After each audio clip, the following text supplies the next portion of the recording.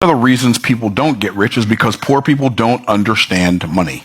And so I'm going to break down a bunch of different things to you today that's going to help you get locked and loaded before 2025 gets here so you can hit the ground running.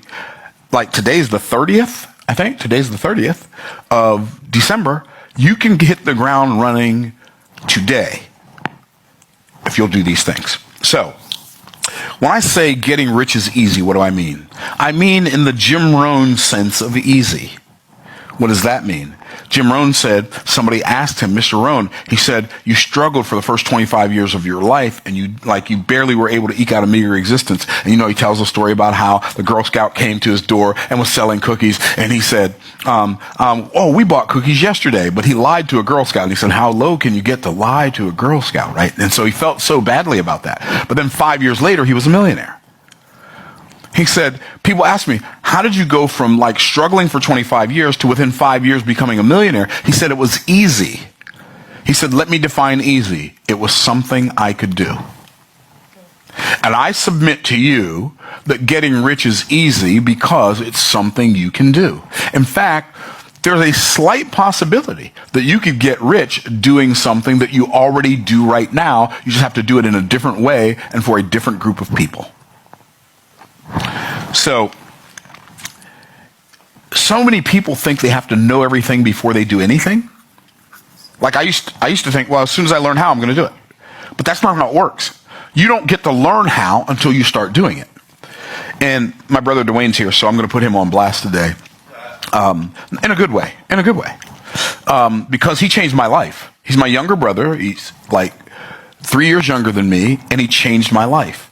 Because I found out about this thing in, I think it was 2001, called internet I found out about it in 2001, but I decided to do something about it in 2005. Can y'all tell I'm a slow study, right? I got started on YouTube in 2007. I didn't know there was monetization involved until 2021. I found out about internet marketing in 2001, but I didn't build my first website until 2005.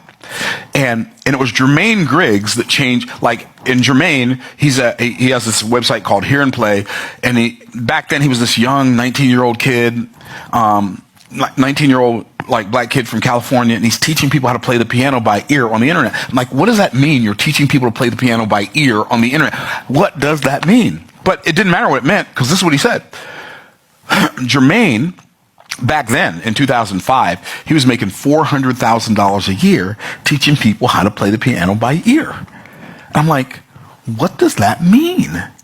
And so I watched a bunch of his videos. I watched a bunch of Corey Rudel's videos and a bunch of other people's, this is how we make money on the internet stuff. And my brother Dwayne is the only person I knew who knew how to make a website. And we were at his house. We were having a family get together, as we often do. I'm like, Dwayne, we can make all this money.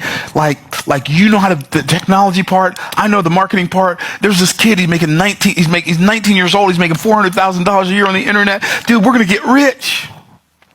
And Dwayne already had some experience in building websites for people, and it had been quite frustrating. Can I get a witness? Right?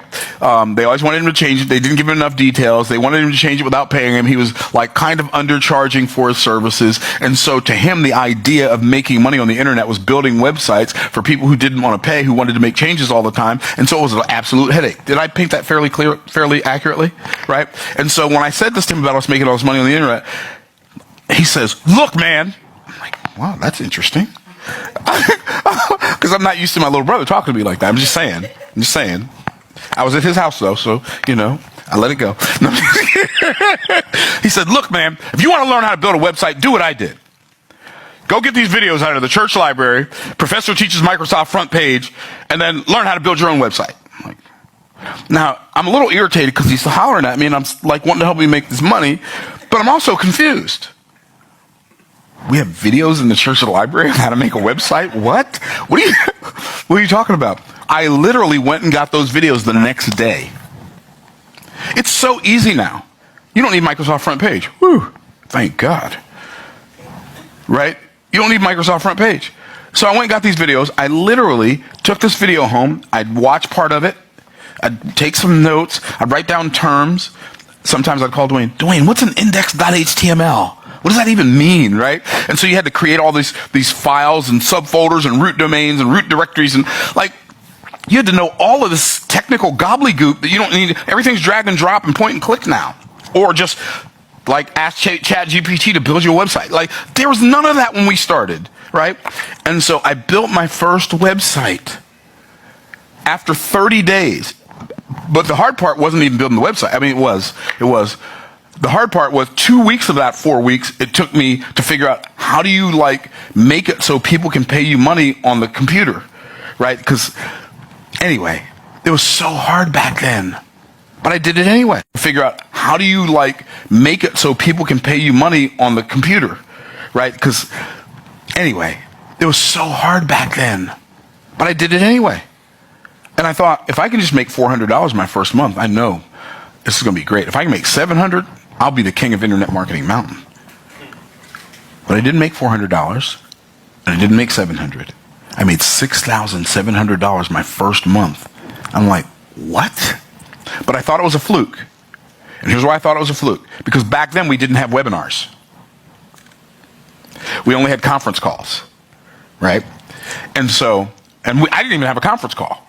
This guy named Jeff invited me to speak on his conference call. So I go on Jeff's conference call, and this is in June of 2005, and I teach some really cool stuff, and I make an offer for $97.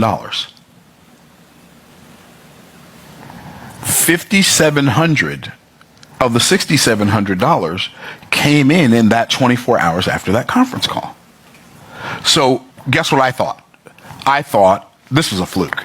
There's no way in the world there's this much money on this in this computer, and I didn't know about it, right? So I thought, okay, this conference call thing. I know what I'll do. I'll start a conference call. I started a conference call. Jeff was doing a weekly conference call.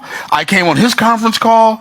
I made $5,700 in 24 hours. I'm like, I'm going to start a conference call. So I started a conference call. And I started doing a conference call every week. The Hour to Empower, every Monday night at 9. But I've got a problem. I'm not a night person. Like, I get sleepy really. I literally, every night, my family makes fun of me because I go upstairs and run my bath water at 8:30. Right. Because I'm done. I'm done dealing with people. I'm done working. I'm done thinking. I'm just going to relax. Maybe watch some YouTube videos. So I'm doing a conference call one night at 9 p.m. I literally fell asleep in the middle of me talking. Oh, wow, Dwayne. So my brother Dwayne said more than once. That is true. But one time I fell asleep and I just started like babbling this incoherent nonsense. And I'm dreaming about me and my brother Dwayne playing golf. And I woke up and said, "Good shot, Dwayne." Do you remember that? In the middle of a conference call. So at least we didn't have webinars. They couldn't see me fall asleep. But anyway, so I thought it was a fluke. I started a conference call. Then I started making offers on my conference call from time to time. And the next month, I didn't make $6,700. I only made $5,700. The next month, I made $6,100. That was starting in June. By December of that year, I had my first $10,000 month. Now, it was a lot harder in 2005 than it is right now. It was like 100 times or a couple hundred times harder in 2005 than it is right now. Like, what are we doing? What are we waiting for? There are people out there that are waiting for you to show up. And I know some people think, yeah, but you can't just make money teaching people how to do stuff. Really? Tell Harvard that. Tell Yale, Stanford. Tell all of the colleges that make millions of dollars a year to teach people how to get a job. That you can't make money teaching people how to do stuff. I'm just saying.